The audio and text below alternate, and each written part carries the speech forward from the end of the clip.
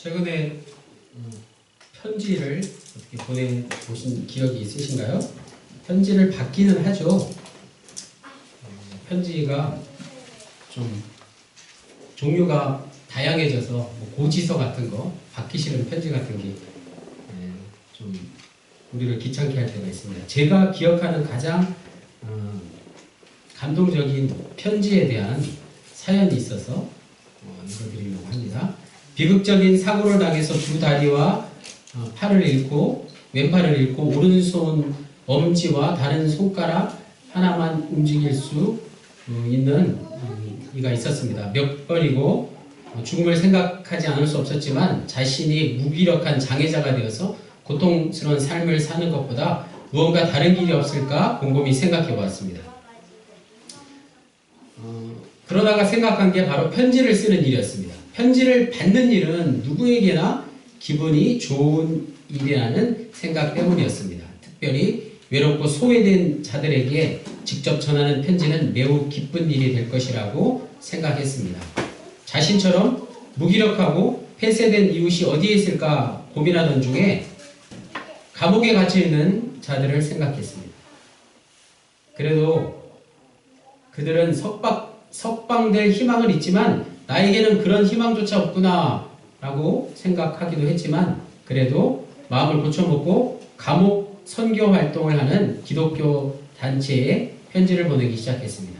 감옥의 규칙 때문에 답장이 안 올 때가 많았지만 개의치 않고 그 일을 10여 년 동안 계속 했습니다. 심지어 그 편지 속에 자신의 영혼과 재능과 재치와 온갖 것들을 다 불어넣었습니다. 중증 장애인의 몸으로 그런 편지를 쓰는 것은 고통스러운 일이었지만 더 나아가서 답장이 오지 않는 상황에서 좌절을 느낄 수도 있었습니다. 그래서 포기하고 싶은 마음이 들곤 했지만 자신이 지금 할 수 있는 유일한 일이 바로 편지를 쓰는 일, 감옥에 있는 죄수들에게 편지를 쓰는 일이라고 생각하고 그 일을 포기할 수 없었습니다. 그런데 마침내 답장이 그에게 전해졌어요. 아, 이 일을 계속 해야 될까? 이제 그만해야 하지 않을까? 너무 힘든데 이런 생각이 들었을 때 마침 답장이 온 거예요. 아, 실망스럽게 매우 짧은 글이네 라고 생각하는 순간 다음과 같은 내용의 답장이 한눈에 들어왔습니다. 제발 두꺼운 종이 편지를 써 주십시오. 이곳의 모든 사람들이 당신의 편지를 돌려가면서 읽고 또 읽어서 헤어져서 찢어질 정도까지 읽고 있어. 제발 두꺼운 최고급 종이의 편지를 써 주십시오. 이런 답장이 왔다고 합니다. 자, 이번 주에 돌아가셔서 편지 한 통씩 다 한 통씩 써보시면 좋겠어요. 물론 손글씨로 쓰는 손편지를 말하겠죠. 편지는 예나 지금이나 매우 중요한 가치를 지니고 있습니다. 고대인들에게는 더욱 그랬어요. 왕을 비롯해서 모든 귀족들의 편지는 오늘날 공문과 같은 기능을 담당했습니다. 오늘 우리가 읽은 본문은 예레미야가 바벨론 포로기 유대 백성들에게 편지를 보낸 내용이죠. 그 포로로 고생하는 이들에게 좀 이런 내용을 적어 보내면 좋지 않았을까요? 고생이 참 많습니다. 곧 좋은 날이 올 테니까 조금만 참으세요. 이런 긍정적인 내용의 편지면 얼마나 좋았을까. 그러나 예레미야의 편지는 우리가 읽은 본문의 내용대로 그런 내용이 아니었습니다. 헛된 꿈 꾸지 마라. 그리고 거기 정착하라. 빨리 돌아올 거라는 헛된 기대를 갖지 말라. 이런 내용이었어요. 거기서 결혼을 해서 자녀를 낳고 번성하라는 그런 내용이었습니다. 결국 바벨론 포로기는 긴 시간이 될 거라는 예레미야의 날카롭고 예리한 메시지가 담긴 편지였습니다. 더 놀라운 것은 바벨론의 평안을 구하라는 것이죠. 바벨론은 적이잖아요. 적이 망하기를 기도하라는 게 아니라 적의 평안을 위해서 기도하라니. 사실 예레미야의 편지는 예레미야의 설교로 볼 수 있습니다. 상식적으로 잘 이해가 되지 않는 예레미야의 편지는 바벨론 포로기 유대인들에게 과연 무엇을 말씀하고자 했을까요? 헛된 꿈을 버리고 바벨론에 정착해서 결혼해서 번성하여 적들의 평안을 위해 기도하라는 예레미야의 편지 속으로 함께 들어가 보겠습니다. 1절에 선지자 예레미야가 예루살렘에서 이같이 편지를 느부갓네살이 예루살렘에서 바벨론으로 끌고 간 포로 중 남아있는 장로들과 제사장들과 선지자들과 모든 백성들에게 보냈는데, 성서학자들은 본문에 나오는 역사적 배경을 기원전 593년이라고 추정합니다. 왜냐하면 593년에 유다 마지막 왕 시드기야가 바벨론에 대항하기 위해서 주변 국가들과 이집트, 애국 같은 나라들과 모의한 것을 바벨론에게 의심받게 되자 바벨론의 느부갓네살이 시드기야를 가만두지 않으려고 했겠죠. 시드기야는 바벨론에 대한 충성을 표하기 위해서 그곳에 사신을 보내야만 했던 것이죠.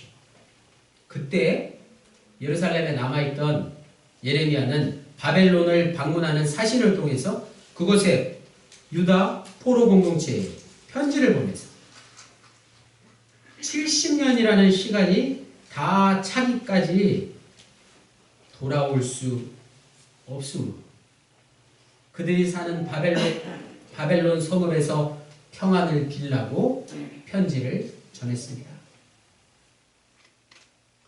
당시 바벨론에 거하는 유다 포로들은 어느 정도 자치적으로 행동할 수 있는 그런 공동체를 이루어 예루살렘과 긴밀하게 연락할 수 있었던 걸로 보입니다.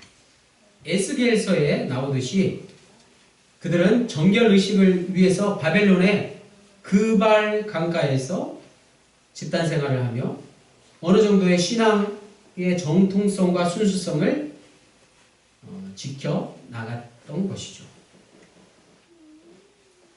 포로기 하면 우리가 애굽의 40년, 애굽에서 430년 동안의 그런 포로기를 생각할 수 있죠. 그리고 광야 40년도 어떻게 보면 포로기의 연장이라고 할 수 있습니다.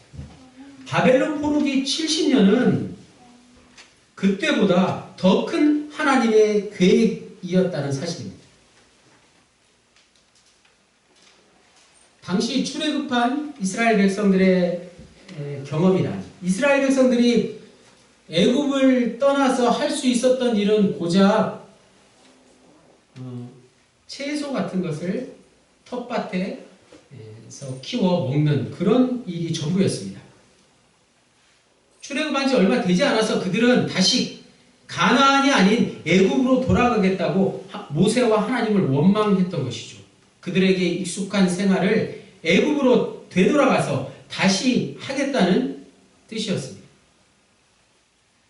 그러나 오늘 본문의 배경이 되는 바벨론의 포로 유대인들은 출애굽한 이스라엘 백성들과는 수준이 완전히 다른 상태였죠.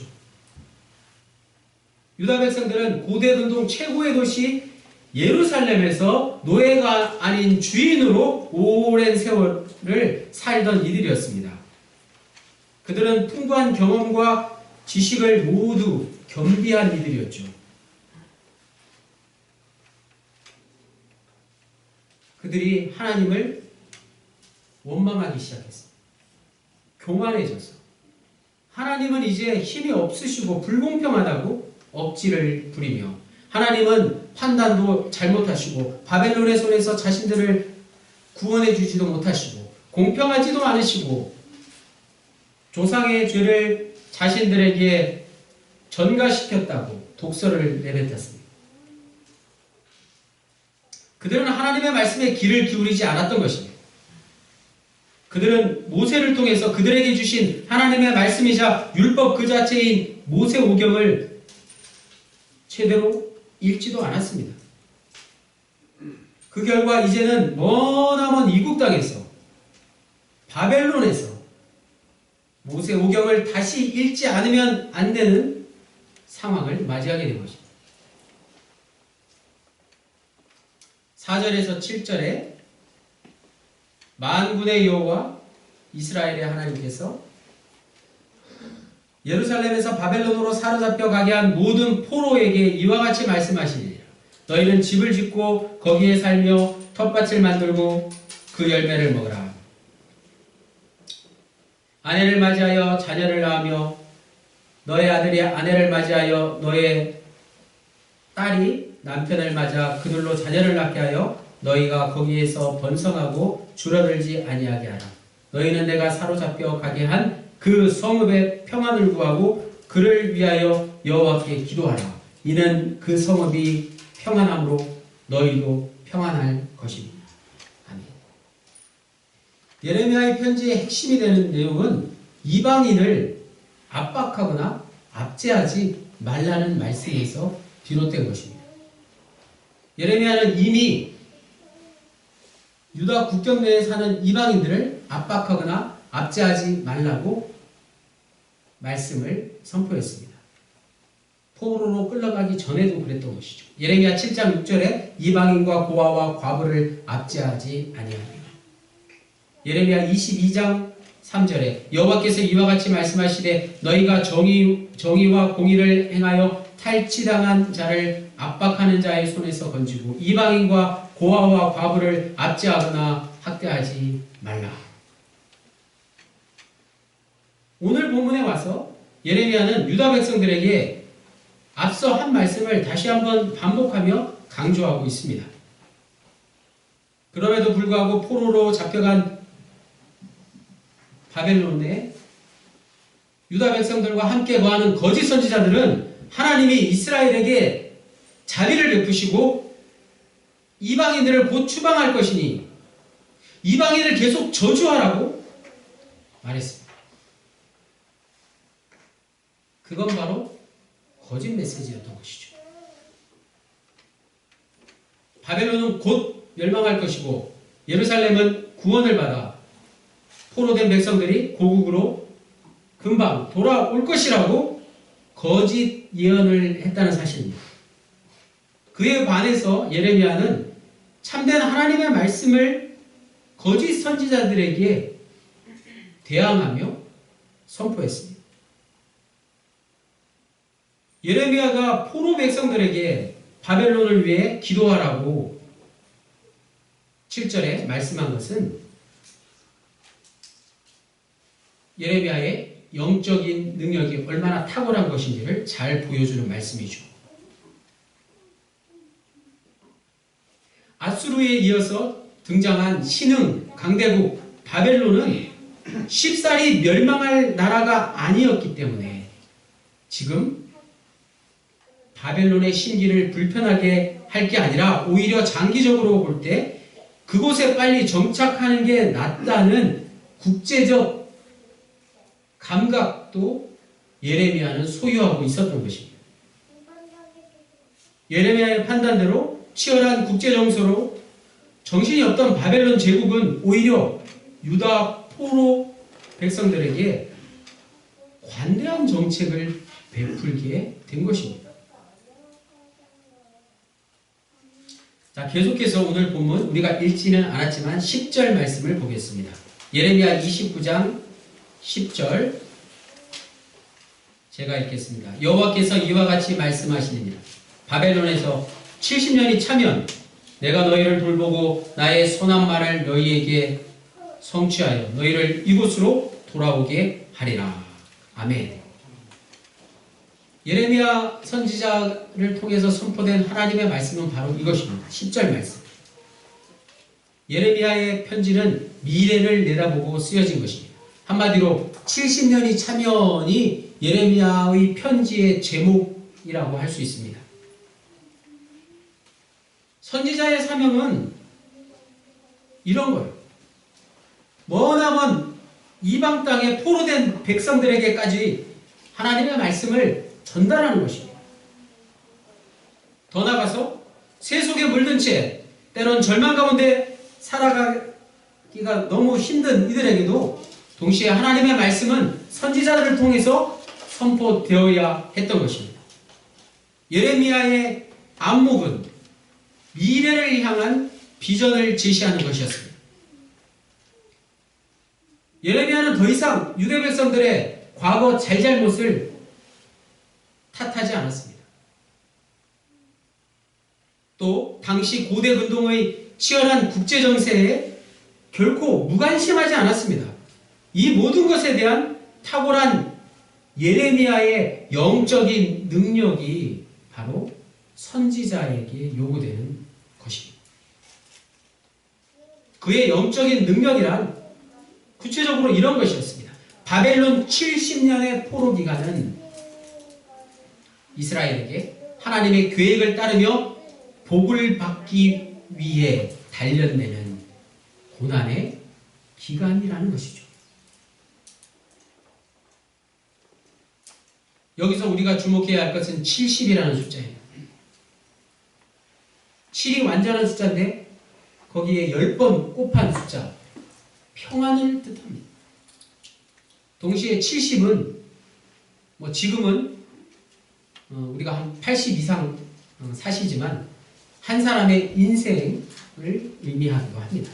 70년 만에 이스라엘이 다시 예루살렘으로 돌아온다는 말씀은 한 세대가 온전히 지나간 후에 진정한 평안이 있을 것이다 는 뜻입니다. 계속해서 11절 말씀 우리 다 같이 한번 읽어볼까요? 예레미야 29장 11절 시작. 여호와의 말씀이니라 너희를 향한 나의 생각을 내가 아나니 평안이요 재앙이 아니니라 너희에게 미래와 희망을 주는 것이니라. 아멘. 여기서 나의 생각은 하나님의 계획을 뜻합니다. 하나님은 포로 생활이라는 고난을 통과하면서 하나님의 계획을 따르는 백성에게 그분의 계획에 따라 평안과 희망을 주시겠다고 약속하셨습니다.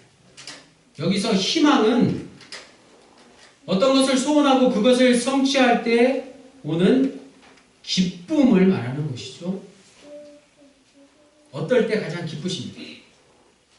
하나님의 계획이 희망을 주는 데 있다는 말씀의 뜻은 기쁨을 얻고자 하는 인간의 소원은 인간 자신의 노력으로 얻는 게 아니라 어떻게 얻게 된다고요? 우리가 진정한 기쁨을 얻는 것은 하나님의 계획이 성취됨으로써 얻을 수 있다는 것입니다. 그리고 그 기쁨은 끊어지지 않는다는 뜻입니다.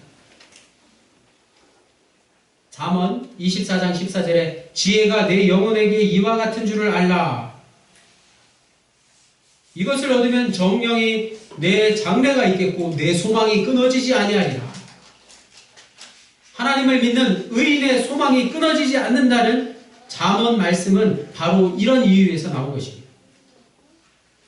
하나님을 믿는 의인이 희망하는 건 당연히 하나님이죠. 인간의 욕구를 궁극적으로 채워주는 기쁨이라는 건 어디서 얻는다고요? 어디서 얻을 수 있다고요? 지혜를 통해 오는 하나님과의 교제에서 얻을 수 있는 것이라 잠언 기자는 말씀하고 있습니다. 하지만 오늘 우리는 어디에서 기쁨을 얻고자 합니까? 어떨 때 기쁘세요? 바쁘고 지친 일상 속에서 각자 다양한 활동을 하며 기쁨을 맛봅니다. 대부분 TV를 보시고 영화를 보시고 유튜브를 보면서 잠깐이지만 기쁨을 맛봅니다. 또 쇼핑도 하시고 운동도 하시고 저같이 반려동물을 키우면서 기쁨을 누리기도 합니다. 자식을 통해서 기쁨을 누리려고 하는 것도 마찬가지입니다. 더 나아가서 이런 분들도 있어요. 어려운 이들을 돕기 위해서 사회봉사활동이나 또 지구환경 보호를 위해서 전문적인 구조활동 등을 하면서 많은 시간과 비용을 투자하는 것 역시 결국엔 보람과 기쁨을 누리는 일이라는 것입니다. 그런데 기쁨의 순간이 좀 더 길어진다는 차이가 있을 뿐이지 인간이 노력해서 얻을 수 있는 기쁨은 영원하지 않습니다. 따라서 이 모든 게 앞서 말씀드린 모든 게 기쁨의 종류일 뿐 기쁨의 정의가 아니라는 사실입니다. 기쁨의 정의는 하나님을 통해서 얻는 소망입니다. 인간의 소망은 하나님과의 교제를 통해서 기쁨을 누리는 데 있다는 사실입니다. 바벨론 포로기와 오늘 우리의 삶을 비교해 볼 수 있으면 좋겠어요. 바벨론 포로기 같은 현재의 고난을 당하며 사는 것 같을 때 하나님의 계획을 따르기를 원하는 그리스도인들에게 요구되는 게 무엇일까요? 우리가 바벨론 포로기에 처해 있다고 생각해 보면 좋겠습니다. 우리가 어떻게 해야 할까요? 자, 오늘 본문 예레미야 29장 13절 말씀을 다 같이 읽겠습니다. 예레미야 29장 13절 시작. 너희가 온 마음으로 나를 구하면 나를 찾을 것이요 나를 만나리라. 할렐루야. 여기서 온 마음으로의 뜻은 마음의 진정한 변화를 뜻합니다. 회개와 같은 의미입니다. 마음의 변화는 진정으로 하나님을 사랑하고 다시 말해서 인애를 베풀고 공의와 의를 행할 수 있도록 하는 토양이 되는 것입니다.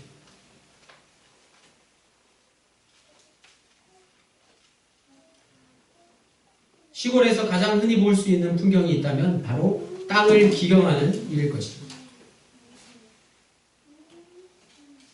밭을 갈고 또 봄에 논을 가는 일입니다. 저의 첫 사역지 합동영문에 봄이 오면 온 마을에 경운기 돌아가는 소리가 가득합니다. 마지막에 제가 목격한 장면은 정말 너무 감동적이었어요. 소도 없고 경운기도 없는 분들은 이 사람을 이 쟁기에다 이렇게 끈을 메어서 밭을 가는 그런 분들이죠.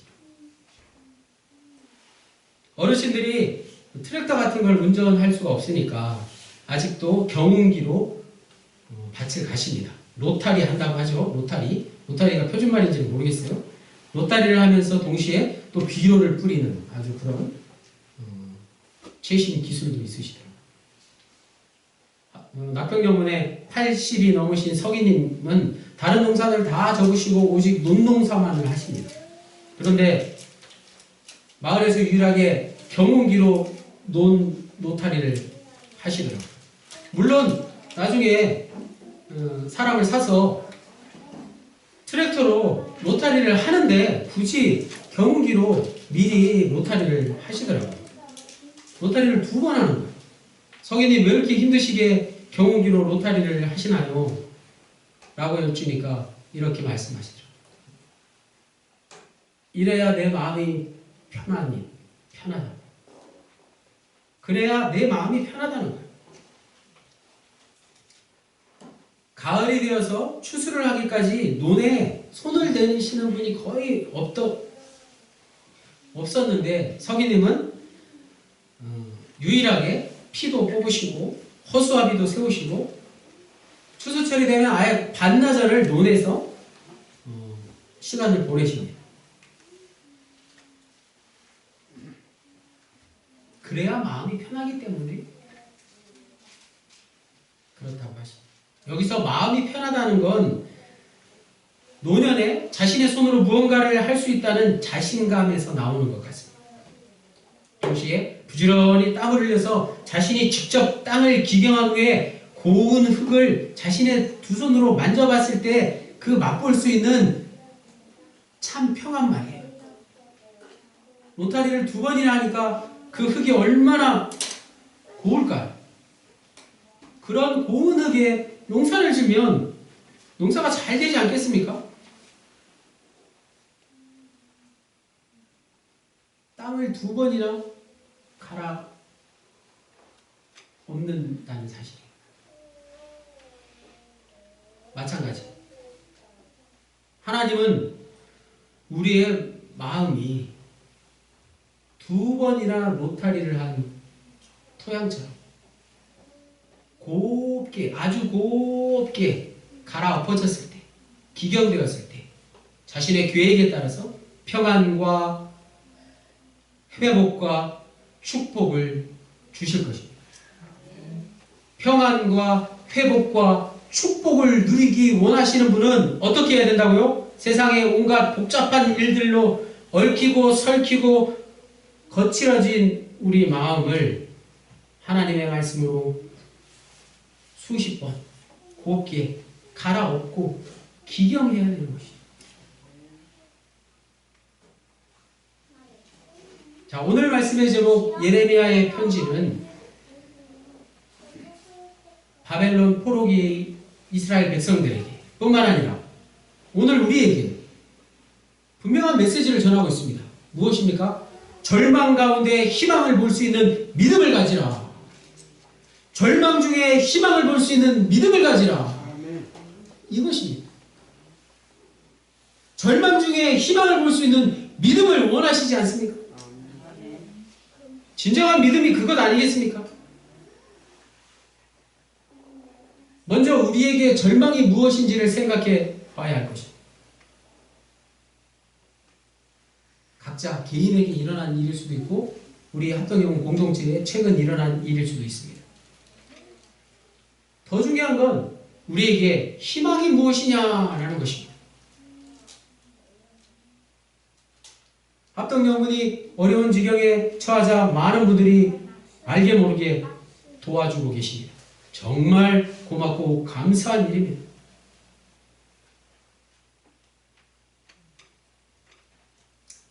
많은 분들이 도와주는 그 성금을 후원금이라고 부르죠. 그러나 오늘 우리에게 필요한 것은 그냥 받기만 하는 후원이 되어서는 안 될 것입니다. 후원과 지원은 분명히 다릅니다. 미묘한 차이가 있지만 다릅니다. 후원은 받는 이가 아무것도 안 하고 그냥 받기만 하는 거예요. 거기에 익숙해질 수도 있다는 사실을 잊어서는 안 됩니다. 반면에 지원은 자기가 어떻게든 노력을 해서 절망 가운데서 벗어나려고 노력을 하던 중에 누가 도와주는 것, 그것이 지원이에요. 우리 합동영혼에 필요한 게 무엇입니까? 지원입니다. 후원이 아닙니다. 한자로 포복하다라는 말과 초월하다는 말은 서로 밀접한 연관성이 있습니다. 포복, 기다, 땅바닥에 기다라는 뜻이죠. 길포자에 길복자를 써서 같은 단어가 반복되는 그런 뜻이에요. 초월하다도 뛰어넘을 초에 넘을 월자를 써서 같은 단어가 반복됩니다. 어떤 한계를 극복하고 뛰어넘는다는 초월하다의 진정한 의미가 무엇일까요? 초월하다는 건 그냥 띠들 같은 것을 가볍게 뛰어넘는 것, 그런 의미가 아닙니다. 초월한다는 것은 아무런 대가 없이 힘들이지 않고 펄짝 뛰어넘는 것, 그런 뜻이 결단코 아니라는 것. 초월하다의 의미는 포복하다의 의미를 분명히 알아야 알 수 있습니다.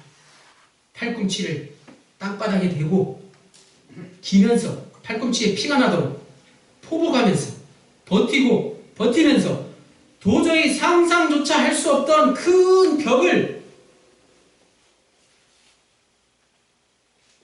넘어서는 것이죠. 달팽이가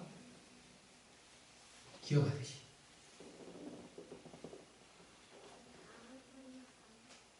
오늘 우리에게 현실을 초월할 수 있는 버팀목이 필요합니다.